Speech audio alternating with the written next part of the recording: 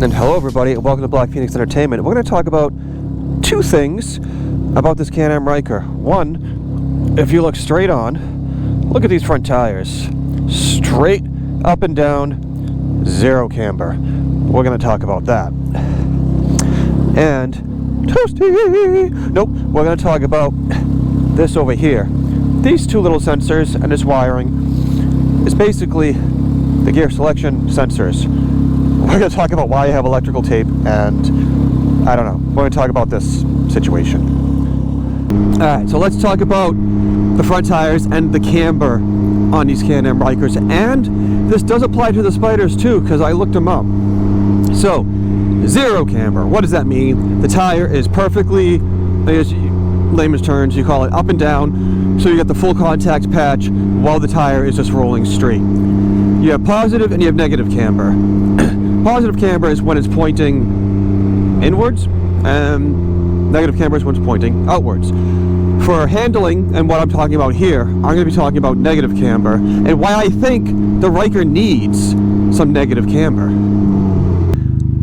Alright, so you guys know how I ride. I've been riding this thing pretty hard, and not only does the VSS and all the nanny crap kick in, I think I've rolled these front tires onto the sidewall when you push it hard enough. And I was thinking to myself, what if this had a little bit of negative camber? Would I be able to get a little bit more out of it in the corners? Would I be able to push it a little bit harder? Would the VSS kick in if it had grip and it was still going? I don't know. Those are the questions I have. But it's interesting because Can Am and BRP have decided to make this non-adjustable. So it is stuck statically at zero camber. You can do the toe, which is a totally different thing, but as far as camber goes, it is completely non-adjustable from the factory. I don't even know if there's a way. Usually, cars and stuff, you can get like camber kits and things like that. Probably not even a possibility on these things, but that is something that's going through my head.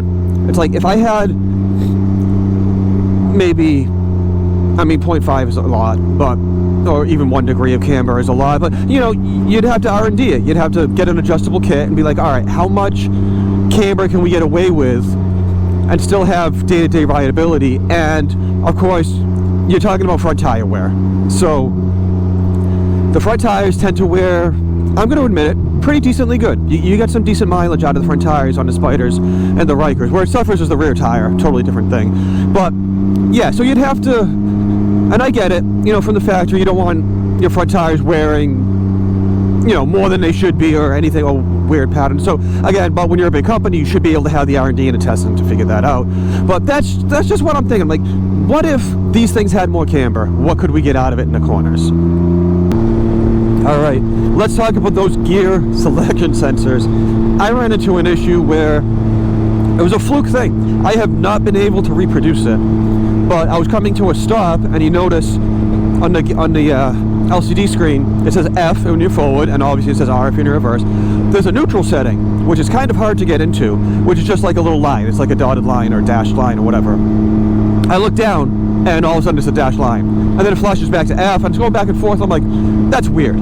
So I try to go, and it doesn't go anywhere. And then it finally flashes back to F, and then it starts going. So I'm like, okay, that's weird. I talked to Bill at BLRtuning. He's like, yeah, it's those. And Bill is super cool. Bill, I always shout him out in my videos and stuff, but he is super responsive. Any question I have, he always answers. He's super nice about it. Great guy. Go and check out my discount links down there for BLRtuning. So anyways, what I was saying, so he was talking about those sensors.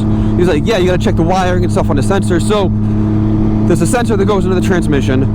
It's got a wire coming out, and then you got the wiring harness. In between that, you have like what they call these electrical bullet connectors to connect the wiring from the sensor to the wiring harness. That's what comes loose, and apparently these wires come sliding out and all of that stuff. And he said, just make sure they're connected and tight, and throw some tape around them or something just to make sure. So that's what I did. Why am I talking about it? One, to make you aware that that's an issue. Two, I'm not an electro magician, but I feel like there might be a better way of doing that, especially because it's all exposed. You're on like a trike, like a motorcycle that's due to like the elements and everything. and you just have these dangly wires there. Dangly parts. There with bullet connectors. I don't know. Again, I don't know if there's a better way. I'm not an electrician to have, but I feel like maybe it should be more isolated or something where that doesn't become an issue. So that's it. That's my short, quick little rant on that. No, don't need to make some of these videos longer than I have to be. So go down there, do all the liking, do all the subscribing, do the sharing. Again, go down to my description. I got stuff from BLRtuning. I also got stuff from Iron Tide Customs, and of course, I've got the Blackphoenix merch and hats and stuff. And as you guys know, all of that money from the merch and hats and all that good stuff goes to Moby Kit Rescue to save the kittens. Well, that's it. As I go into the sunlight and blind myself, thank you for rocking into the flock. Rocking into the flock or rocking with the flock? I don't know. It's early. Anyways, do something with the flock. I'll see you guys on the next one.